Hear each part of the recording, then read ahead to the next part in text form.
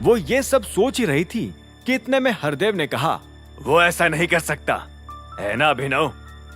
अभिनव, जो कि आराम से खाना चबा रहा था, ये सवाल सुनते ही खांसने लगा और हाँ में सिर हिलाते हुए बोला, हाँ हाँ दादाजी, ये इल्जाम कभी सच नहीं हो सकता। इतने में पीछे से एक मेड ने सनी को आवाज देते हुए कहा, सनी बाबा, आप कल ये अपना फोन लाइब्रेरी में भूल गए थे। ओह, सनी ने कहा और अपना फोन ले लिया। उसने जैसे ही लॉक खोला तो देखा कि उस पर देवेन के ढेर सारे मिस्ड कॉल्स थे। उधर मेड की बात सुनकर शर्मिला हंसते हुए बोली, लाइब्रेरी लगता है आजकल तुम बहुत मेहनत कर रहे हो। शर्मिला की बात के जवाब में सनी ने भी हंसते हुए कहा, बिल्कुल, मेहनत तो करनी पड़ेगी ना। आज हमारी प्रोटॉन के साथ मीटिंग है और हमें उन्हें किसी भी हाल में इम्प्रेस करना ही होगा। सनी की बात सुनते ही अभिनव ने कहा, वहां तो सिर्फ अनन्या को जाना चाहिए, तुम बेकार में क्यों परेशानी उठा रहे हो? सनी ने अभिनव को देखा और बोला, हर ये बात कह कौन रहा है जो लड़कियों के साथ रात रात भर घूमता रहता है और पूछो तो कहता है मैं अभी कुछ जरूरी काम कर रहा हूँ। मुझे तो कभी कभी ये लगता है कि जितना काम तुम करते हो ना, उतना काम तो टाइगर और दिक्पाल मिलकर भी नहीं करते होंगे। सनी की बात सुनकर अभिनव हंसा और बोला, शायद तुम भूल रहे हो कि तुम्हें मीटिंग के लिए नहीं बुलाया गया है। प्रोटॉन ने साफ साफ ये कहा है कि अनन्या टीम को लीड करेगी, तो फिर तुम्हारे जाने का क्या पॉइंट बनता है? अभिनव की बात सुनकर सनी ने उसे एक पल के लिए देखा और बोला, अच्छा, तो दादाजी ने तुम्हें पहले ही सब कुछ बता दिया है।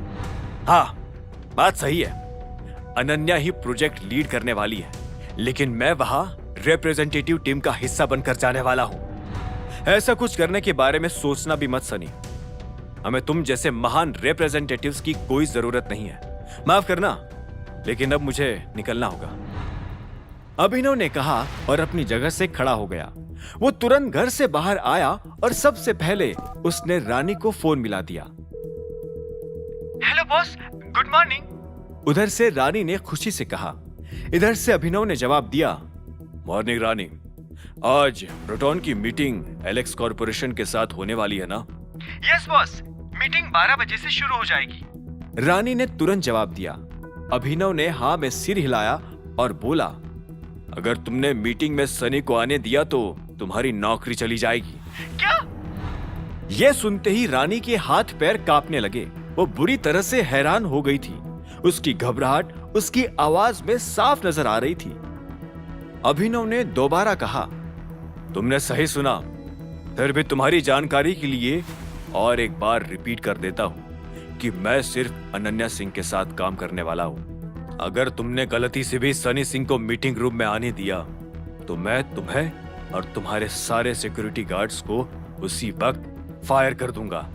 अंडरस्टूड? जी सर, जी। और कुछ? अभिनव ने एक पल के लिए सोचा और उसे इन्वेस्टर्स के बारे में कुछ याद आया। उसने तुरंत रानी से कहा, मेरी इन्वेस्टर्स के साथ एक कॉन्फ्रेंस कॉल अरेंज हो सकती है। सबके साथ नहीं, केवल 4 के साथ होगी तो भी काम हो जाएगा। अभिनव के मुंह से ये बात सुनते ही रानी शांत हो गई। उसने कहा, बिल्कुल सर, हो जाएगा। आप बस ये बता दीजिए कि ये कॉन्फ्रेंस आप कब करना चाहते हैं ताकि मैं उन लोगों को पहले से इन्फॉर्म कर दूं। कल, अभिनव ने तुरंत कहा। उधर से रानी ने जवाब दिया, ठीक है सर, मैं सारे अरेंजमेंट्स बैठाती हूँ और आपको टाइम बताती हूँ। Anything else sir? No, dismissed. Abhinav ने कहा और फोन काट दिया।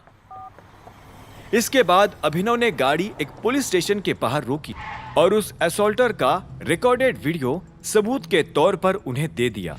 ये वही वीडियो था जो अभिनव की गाड़ी में लगे कैमरा से तब रिकॉर्ड किया गया था जब देवेन ने उसे मारने के लिए गुंडों को भेजा था। जब पुलिस ने अभिनव से उस आदमी के बारे में सवाल किया तो अभिनव ने कहा कि यह आदमी और कोई नहीं बल्कि देवेन है। देवेन ने पहले भी अभिनव को मारपीट की धमकी दी थी। पुलिस ने अभिनव से वादा किया कि उन्हें वीडियो में जिन भी लोगों के चेहरे नजर आ रहे हैं वो उन्हें उठाएंगे और उनका बयान रिकॉर्ड करेंगे। थैंक यू, अभिनव ने इंस्पेक्टर से कहा और वहां से निकल गया। कुछ देर के बाद अभिनव की गाड़ी अकरम के घर के बाहर आकर खड़ी हो गई। अकरम का आलीशान घर देखकर अभिनव को अपने पिता के घर की याद आ रही थी। दोनों में अंतर बस जगह का था।